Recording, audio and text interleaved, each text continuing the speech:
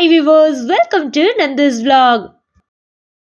First நம்ம சுரக்காயை peeler வச்சு தோல் நீக்கிடுவோம். தோல் நீக்கின பிறகு நம்ம அதுக்குள்ளே உள்ள விதையை எடுத்துடணும். எடுத்துட்டு அதை நம்ம ஒரு குட்டி குட்டியாக வெட்டிடலாம். இதுதான் அதோட விதை, அதை எடுத்துருங்க.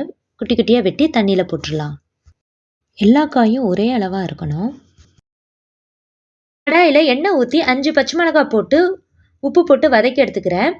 இதுக்கப்புறம் நான் சின்ன வெங்காயத்தை குட்டி குட்டியாக வெட்டி நறுக்கி போட்டுக்கிறேன். சின்ன வெங்காயம் நல்லா வதங்கின பிறகு ஒரு பெரிய தக்காளி அதையும் போட்டு நல்லா வதக்கிக்கலாம். நல்லா மசிஞ்ச பிறகு நம்ம வெட்டி வச்சுருக்க காயையும் போட்டுடலாம்.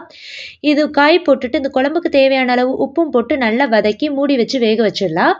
நல்லா வெந்த பிறகு நம்ம வேக வச்ச துவரம் பருப்பை கடைஞ்சி இதில் ஊற்றிடலாம். மஞ்சத்தூள் போட்டு நல்லா ஒரு 2 நிமிஷம் கொதிக்க விட்டுருவோம். காயில் இன்னும் கொஞ்சம் நல்லா வெந்த பிறகு நம்ம புளிக்கரைசல் ஊற்றிடலாம். இது ஒரு 2 நிமிஷம் கொதிக்க விட்டு வடகம் போட்டு தாளித்து ஊற்றிடலாம் குழம்புல. அவ்வளோதாங்க, சூப்பரான சுரக்காய் சாம்பார் ரெடி. இதை டக்குன்னு செஞ்சிடலாம். வீட்டில் ட்ரை பண்ணி பாருங்கள், ஹெல்த்தியானது கூட. Thanks to all. தேங்க்யூ.